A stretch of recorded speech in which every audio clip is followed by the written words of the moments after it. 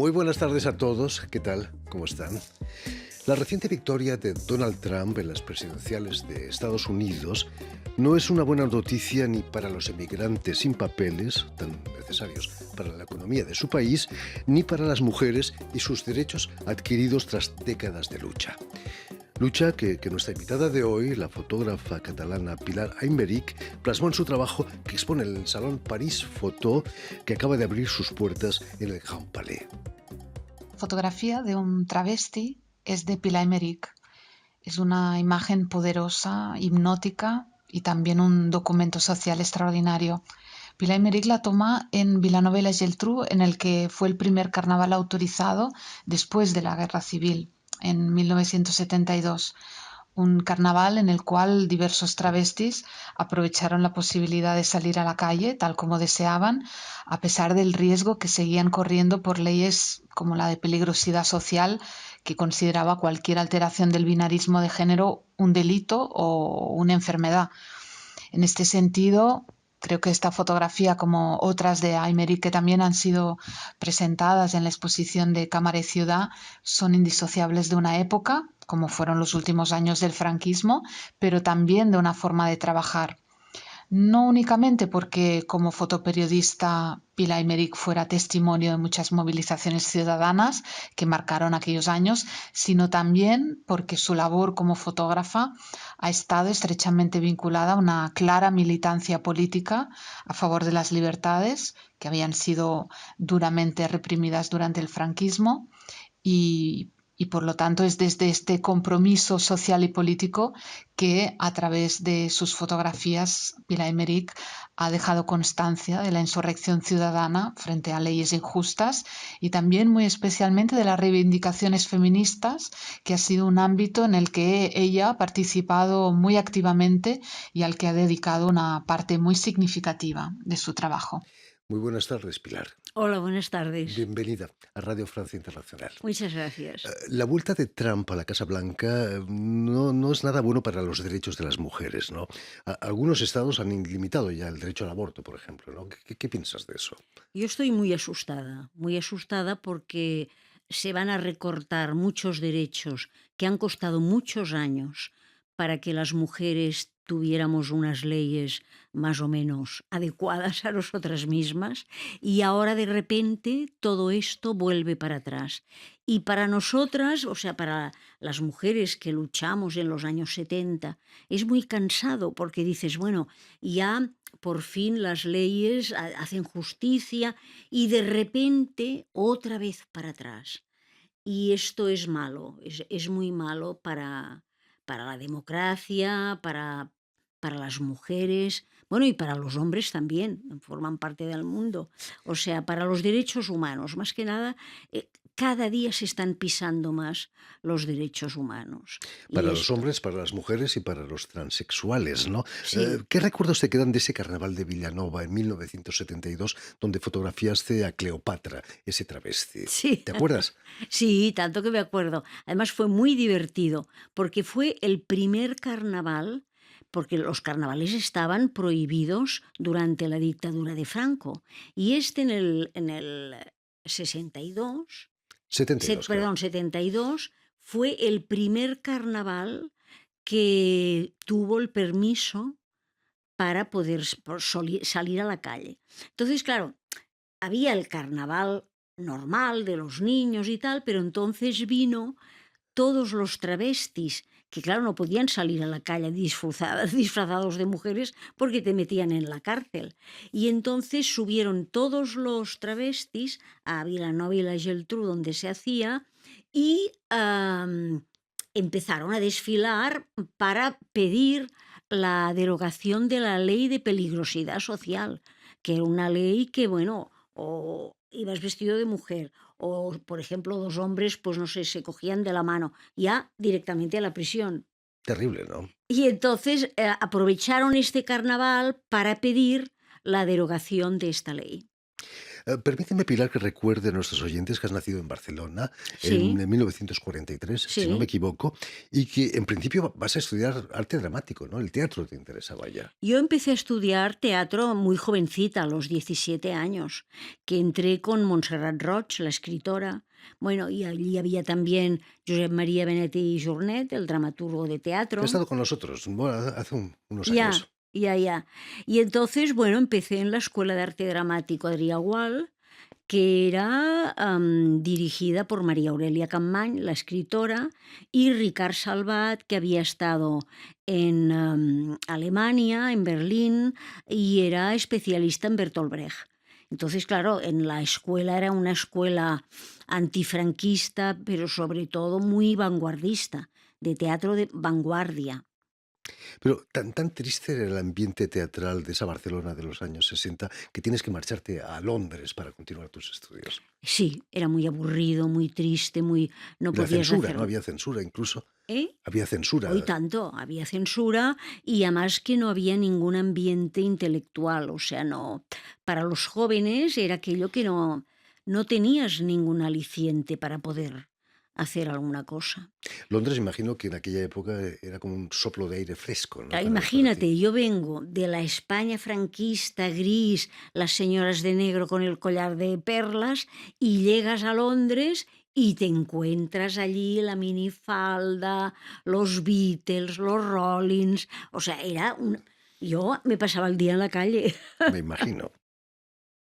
Y en el 68 vuelves a Barcelona, donde tu tío, el fotógrafo Xavier Tarragó, Sí, desempeñó un papel decisivo en que tú te dedicaras a la sí. fotografía, ¿no? Él había sido fotógrafo en la Guerra Civil Española, en el comisariado de propaganda, y claro, cuando perdieron, cuando tuvieron que marcharse, pues se fueron a Francia y estuvo en la resistencia francesa y después se estableció en Montrichard, en Loir-et-Cher, y es donde él tenía un estudio de fotografía que además tenía mucho éxito, porque en aquella época los fotógrafos, incluso franceses, hacían un color como de Technicolor. Y él no, él hacía unos pasteles. Yo recuerdo que cuando estuve con él, un año y me encargaba yo del revelado de color, que eran como 16 cubetas. Y hacía unos colores muy pastel, muy bonitos. Y entonces tenía mucho trabajo como retratista, Es cierto que tenía una ampliadora de madera que había de construido, madera. la había hecho él mismo. Se la había hecho él mismo y que funcionaba. Y entonces cuando yo volví el 68, que él me acompañó con su coche, nos trajimos la ampliadora de madera. Y yo empecé haciendo todo el proceso de laboratorio con la ampliadora esta de madera. Y ahora me arrepiento de cuando ya me pude comprar una de hierro y tal, la rompí. Lástima, ¿no? Y pienso, pero burra, si aquello era como de museo. Habría que haberla guardado. Es como magia, ¿no? Cuando ve uno aparecer la imagen tras Sí, el revelado, ¿no? sí. En el cuarto oscuro. A mí el laboratorio siempre me ha gustado mucho, porque, bueno, me encierro, estás a oscuras, con música. Entonces, es el momento de la reflexión, ¿no? Cuando tienes los negativos, ves aparecer las imágenes, eliges las que crees que son más buenas y, no sé, te vas confortando con el trabajo realizado. O sea, es creativo, pero al mismo tiempo da ilusión el hecho de ver tus imágenes cómo van apareciendo. ¿Has dicho alguna vez que incluso dejabas el carrete sin revelar Sí, en la mesita de noche, sí, esperando el placer sí. al día siguiente de revelarlo, Claro, ¿no? porque tú haces la foto, ¿no? Y a ver, llega un momento que ya tienes la suficiente experiencia como para saber si has hecho una buena foto o no. Pero bueno, la has hecho solamente. Y entonces a veces dices, bueno, mm, ¿qué habrá salido realmente? O sea, siempre hay un poco La sorpresa, ¿no? de la sorpresa, ¿no? Y bueno, y a veces era eso, dejabas el carrete y dices, mañana que estaré descansada y que ya habré olvidado lo que he hecho, a ver si me sorprendo de nuevo. ¿Ocurría eso? ¿Te sorprendía Sí, de nuevo? Sí, sí, sí, siempre. Pilar, tuviste la suerte de vivir en primera fila los años 60, 70, al final del sí. franquismo, la transición a la democracia, pero imagino que no siempre fue fácil, ¿no? Trabajar en esa época. No, no, no.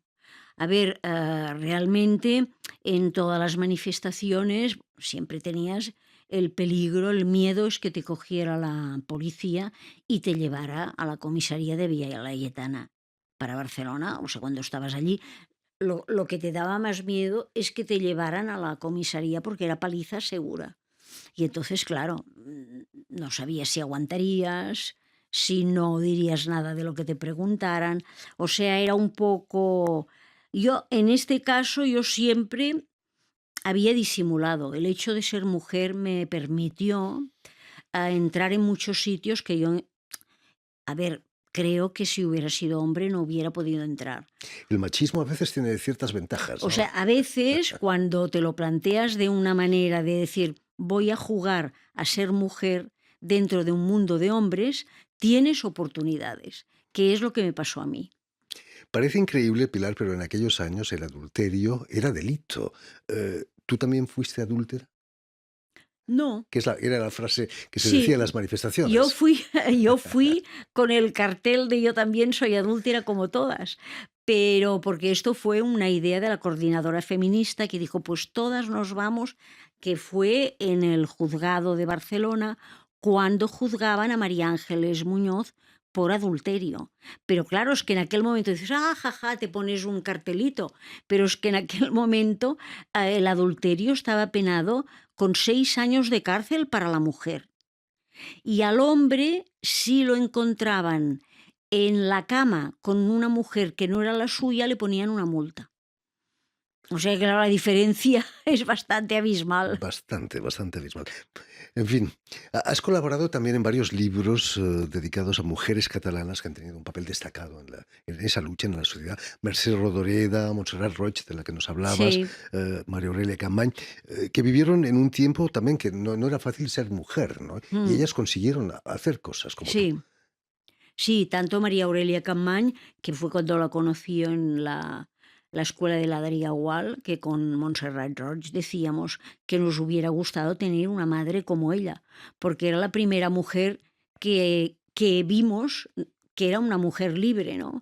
Iba toda vestida de negro, con unos tacones, fumando puros. Claro, en aquella época, el 62 era. O sea, no habíamos visto mujeres de este tipo, ¿no?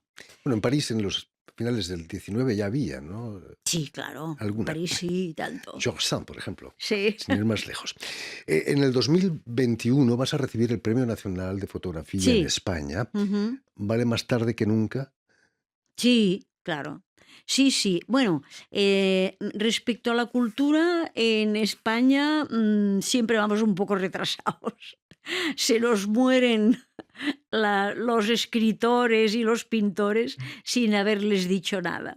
Y afortunadamente, pues en este caso y aún estoy viva y pienso estarlo bastantes años.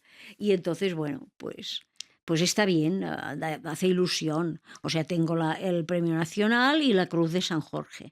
Que es en Creo de Barcelona, San el Jordi, gobierno está catalán. bien. Tu corazón, como el de muchos catalanes, está más cerca de París que de Madrid, por ejemplo. Sí, yo creo que sí. Yo, por ejemplo, aquí en París estuve un tiempo viviendo, siempre que podía venía. En la época, por ejemplo, del franquismo, veníamos a Perpiñán a ver las películas que estaban prohibidas en España. Y yo recuerdo que cogíamos un autocar, nos íbamos a Perpiñán y nos encerrábamos en el cine a las 11 de la mañana y salíamos a las 12 de la noche habiéndonos visto 6, 7, 8 películas. El último tango en París, quizás, de El Bertolucci. último tango en París lo vi en París y recuerdo que me gustó el Marlon Brando, todo. Y después, cuando volví a España, empezaron a salir, am, digamos, conversaciones de la mantequilla, y pensé, pues no le dabas importancia a estas cosas. Y la gente hablaba sin haber visto la película, porque estaba prohibida, pero te hablaba de la escena de Marlon Brando y la María Schneider. Imagínate, se mitificaba quizás, ¿no? La Sí, gente que no lo había sí, visto. sí, sí. Pilar, ¿qué significa para ti mostrar tu trabajo en un salón como el París Photo con la galería en la que trabajas ahí en Barcelona? Sí, he venido con la Galería Rocío Santa Cruz, que ya hice una exposición con ella en Barcelona, y ahora para mí volver a París siempre es, las ciudades, quieres que no, o las eliges o te eligen a ti, y entonces, bueno, Barcelona es mi ciudad, pero París es mi segunda ciudad, porque he estado mucho, porque me gusta, porque conozco a la gente de aquí y tal. Y entonces para mí estar en el París Photo, que es la feria más importante de fotografía de Europa, pues para mí es un privilegio, evidentemente. Estoy muy contenta de estar aquí. Además, la fotografía ha adquirido un estatuto de obra de arte, algo que no tenía hace unos 20, 30 años, ¿no? Sí, porque el documentalismo siempre, hubo un momento que hubo toda una tendencia de desprecio, diciendo no, porque esto es pura información, y no es verdad. Porque claro, si dices esto, te estás cargando al Cartier-Bresson, te estás cargando al Doisneau, a todos los grandes de fotografía, de la historia de la fotografía. Y después se ha ido viendo que un país que no tiene un museo o una institución, donde no tiene los fotógrafos importantes, no tiene la vida de este país. Es que además la fotografía es esto, es documentación, es realmente lo que ha existido. Y entonces, si tú no tienes toda una colección de tu ciudad, de lo que ha ocurrido en imágenes, es que no lo tienes porque se pierde. El tiempo se pierde, la fotografía no. Por supuesto. En tu exposición aquí en el Salón París Photo, expones también tirajes originales. Sí, yo cuando volví de Francia, de casa del laboratorio de mi tío, allí se ampliaba muy mal. No había escuelas de fotografía y entonces era todo muy gris, y lo primero que hice era hacerme el laboratorio. Y siempre me he tirado las fotografías yo, porque yo creo que el laboratorio es un tanto por ciento muy importante de la fotografía, porque quieras que no le vas dando un estilo.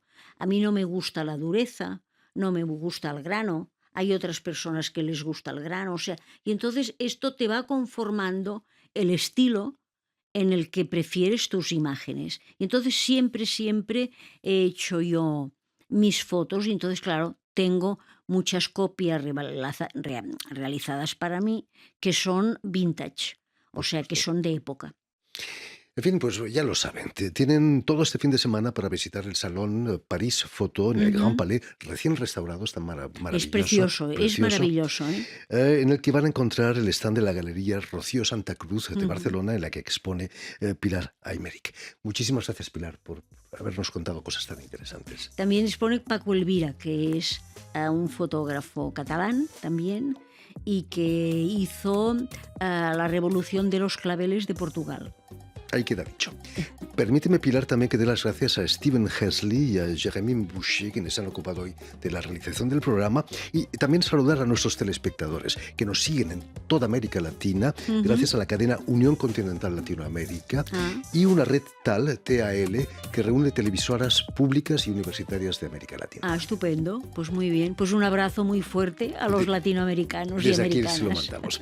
Y a ustedes, muchísimas gracias por su atención, y les damos cita para una nueva edición de El Invitado de Radio Francia Internacional.